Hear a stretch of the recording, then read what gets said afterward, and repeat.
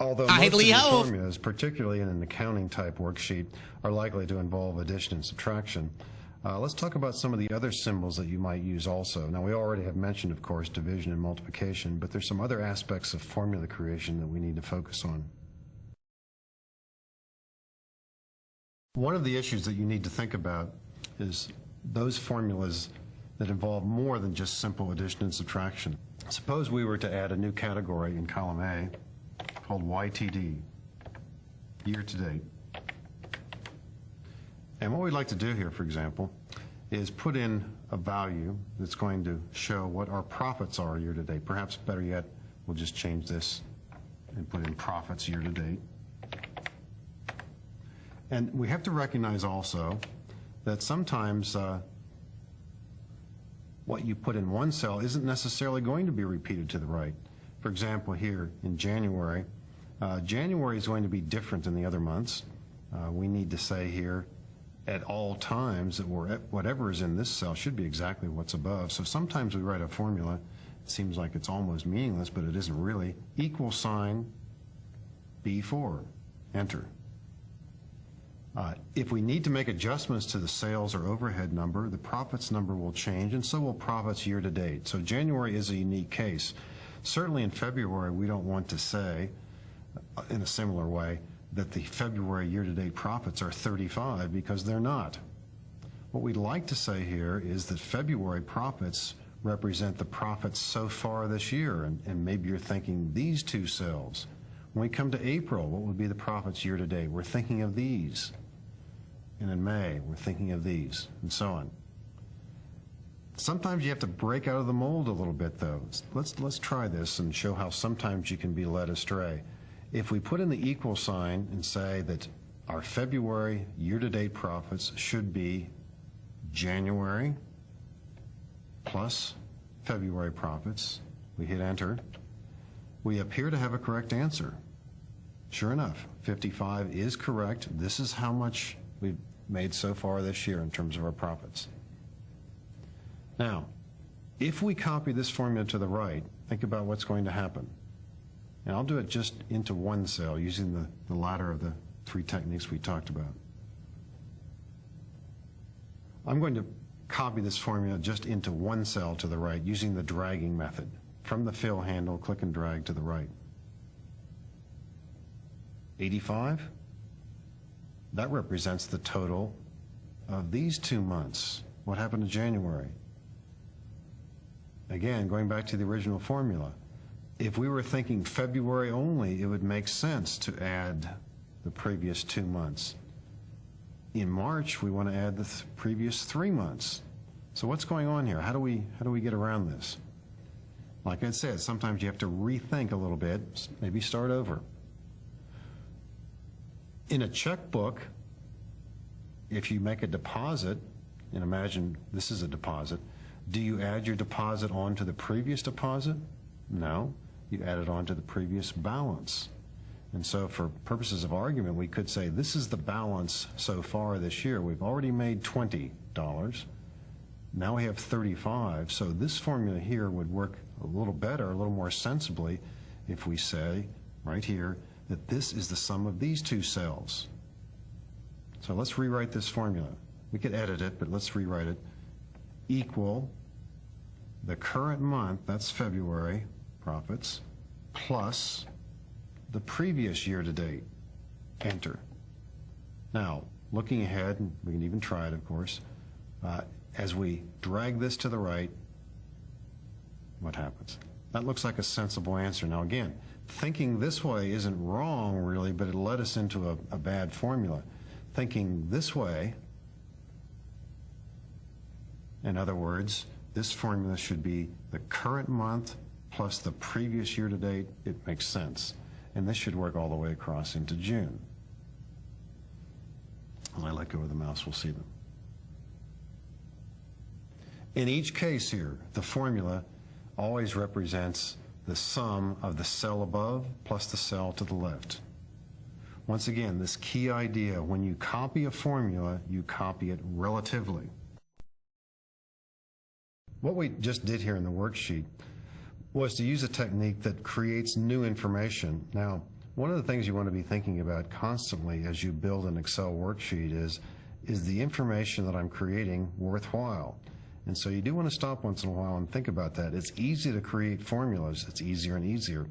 But sometimes you end up in the little box that some people refer to as the paralysis of analysis. So new formulas are great for producing new information, but it's up to you to decide how worthwhile that information is. Another piece of useful information, particularly over a year or 2 years, is to make some kind of prediction or some kind of analysis based on what we might call a trend. So one thing we could consider doing here would be to show the percent of growth percentage. And by the way, it wouldn't necessarily be positive, but let's just put down an entry here, and I'm going to use the percent symbol, percent. And maybe not to bias it, I'll just say percent change. Now, percent change is based on the idea that as we get each figure from the next month, we compare it with the previous one. In January, there's no previous number, so we will have no entry at all here. We'll move right here to C6. Here's what we'd like to do. In cell C6, we'd like to show the percent of change as the profits jumped from 20 to 35. Now, it may be a while, maybe a long while ago maybe, since you've had high school math or the technique. Some people use this all the time, other people not too proficient with it. Let's talk about a couple of ways to do this. We'd like to measure the change here, and so we might begin by saying, well, equal C4, which happens to be February profits, minus B4, January profits, sure enough, 15. By itself, that is not percent of change, it's amount of change. We're looking for percent of change, so let's edit the formula. We'd like to subtract the two and then divide this by our starting value. So the division symbol is the slash, and our starting value is B4. Either type it or click it. Now, if you subtract a value and then divide it, it seems like we should come up with some kind of an answer here. Now, it does help if you have some sense of what the answer is likely to be. If you've grown by 15 and you started at 20, that should be around a 75% growth. What happens here, though, when we hit enter? 34? What does that mean? Well, long ago, again, and perhaps in the 5th grade, 6th grade, you probably learned that by using parentheses, you control the order of operation. In Excel, if you don't use parentheses, and there are variable kinds of operators, and we do have a minus here, and we also have a slash, if we don't indicate what happens first, Excel says division and multiplication are more important than addition and subtraction. The first thing Excel does in evaluating this formula is it looks at the symbols, it finds division, recognizes it as more important than subtraction, it performs the division first. B4 divided by B4 is 1, so then it performs the rest of the operation. C4 happens to contain the value 35. 35 minus 1 is 34. What we want to have happen first is the subtraction, so we use parentheses. Now, we're not talking about any new concept here. This is something you probably all remember, but you do have to think it out a little bit. In Excel, operation does not proceed from left to right unless it's within parentheses. And so now our formula reads, perform the subtraction, 35 minus 20, and then divide that result by B4. Hit enter. 0.75 is the answer, and that may well be an acceptable display too. We haven't talked about formatting just yet, but we certainly can't ignore this right now. This is more likely to look better if we use this percent symbol that's in the formatting toolbar. Percent style, click on it. That's the way probably most of us would like this to appear. Now, once again, we're about to copy this, and it doesn't take too long to fall into the idea. If this formula deals with these two cells, you write a formula here, it's going to deal with these two, and so on. So that's what we want to have happen, and once again, we'll drag this to the right.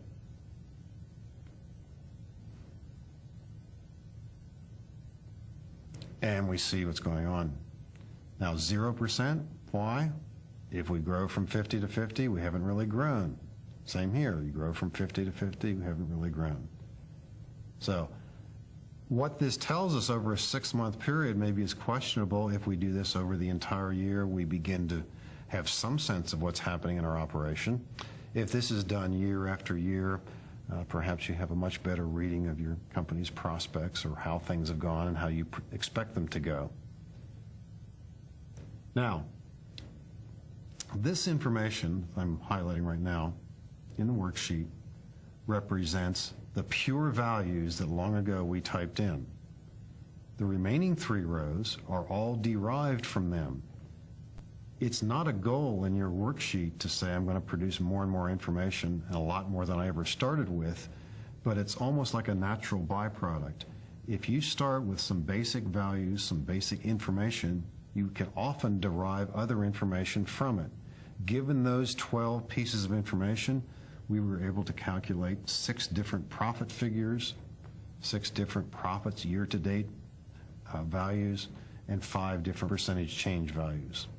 What some people do early in their stages of using Excel, they sometimes will even find a way to highlight these cells in a different color to remind them that these are actually calculated in derived values, not the original values. Occasionally, you may need to write a formula that involves raising a number to a power or taking the root of a number, probably in a scientific or an engineering application. Let's take a look at how this is done. I'm just going to use an example here that really isn't related to this worksheet, but we should talk about as we talk about formulas. Suppose there's a value here, just 45, and in a calculation somewhere you need to refer to that raised to the 3rd power or cubed. The way we do this in Excel is to refer to the address and use the caret symbol. This is above the number 6 key on all keyboards, 3. Now we have no way of putting in the B8 in parentheses and putting a tiny 3 to the right of it, but that's what this means. This means the value of B8 cubed, or to the 3rd power, and there's the answer. Of course, same idea with squaring and raising to the 4th power. Now, if you wanted to write a formula that involves looking at the cube root, you could write a formula in this way, again referring to that same location, and the cube root of B8, cube root of 45 is not going to be an even number, but once again we use the caret symbol, and the way you raise a number to a fractional power, or take the root of it, is to refer to it, for example, as 1/3. Now, I think based on what we had said a few minutes ago, if you say 1/3 here, you might be heading into some strange results. The caret symbol, by the way, is evaluated by Excel before addition or subtraction. So we definitely want to have this 1/3 value in parentheses.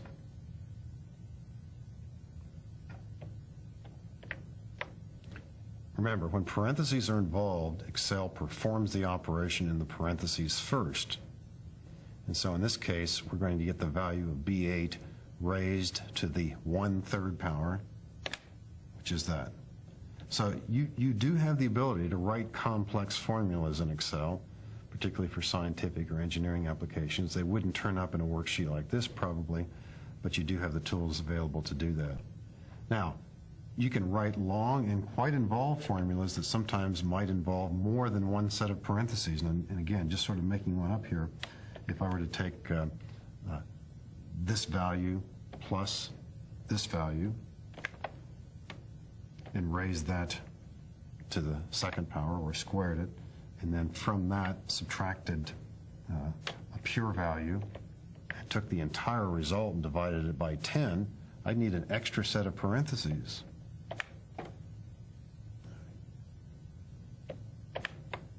/10.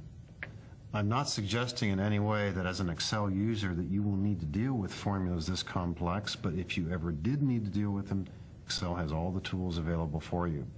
And as we look at functions in the next section, you'll understand that many of the things that you need to do in Excel, complex or not, might involve functions as well as formulas. There is an answer here too, of course, and we can always double click to evaluate and make changes to our formula.